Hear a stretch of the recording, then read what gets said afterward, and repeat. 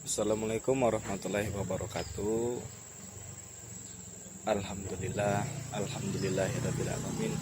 Wassalatu wassalamu ala asrofil anbiya'i wal mursalin wa ala alihi wa ashabihi ajmain, amma ba'd.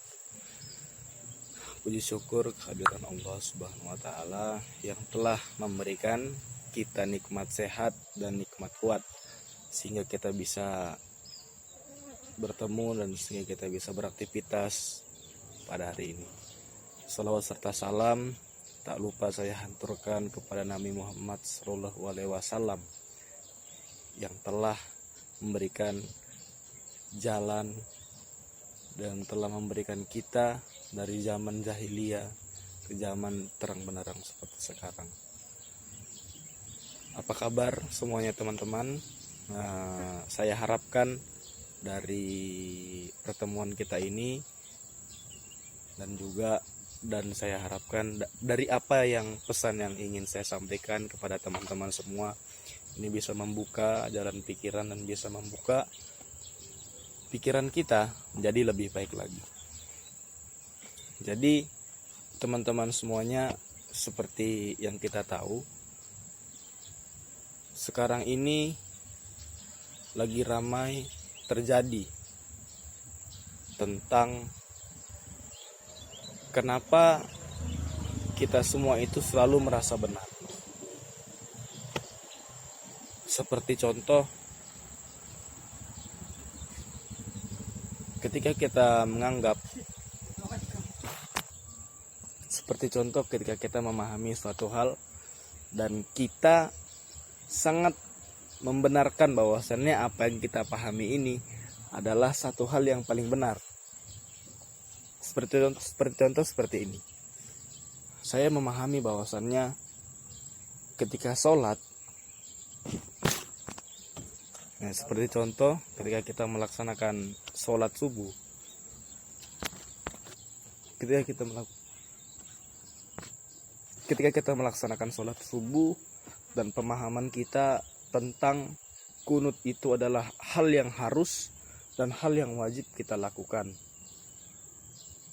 Situlah kita menyalahkan semua orang yang tidak melaksanakan kunut pada sholat subuh, yang dimana semua ajaran agama Islam yang tidak melenceng dari syariat agama Islam itu kita tidak boleh saling menyalahkan satu sama lain, dikarenakan pemahaman kita yang kita merasa benar dengan pemahaman itu menjadikan suatu perpecahan. Sama seperti contoh, ada yang mengatakan bahwasannya maulid Nabi itu haram. Kenapa bisa dikatakan haram? Karena tidak dilakukan pada zaman Nabi Muhammad SAW.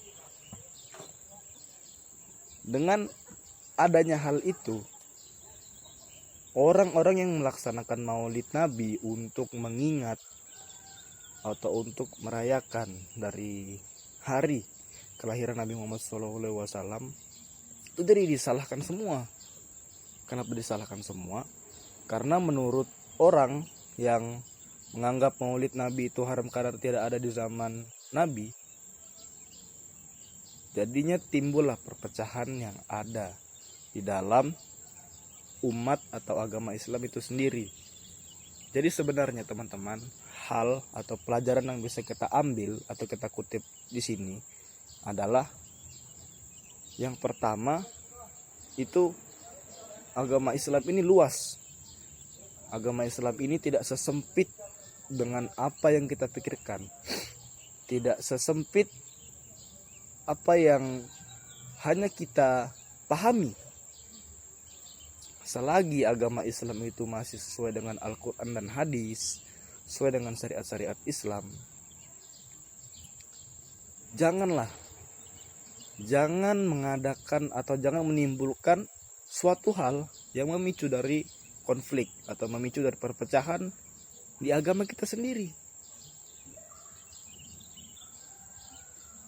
Karena agama Islam ini adalah agama yang damai, agama Islam ini adalah agama yang luas, Jadi yang saya harapkan, yang saya inginkan, perpecahan atau konflik yang terjadi sesama umat agama Islam itu tidak banyak terjadi lagi. Bagaimana sih caranya? Bagaimana caranya? Yang pertama, kita membanyak literasi atau membaca.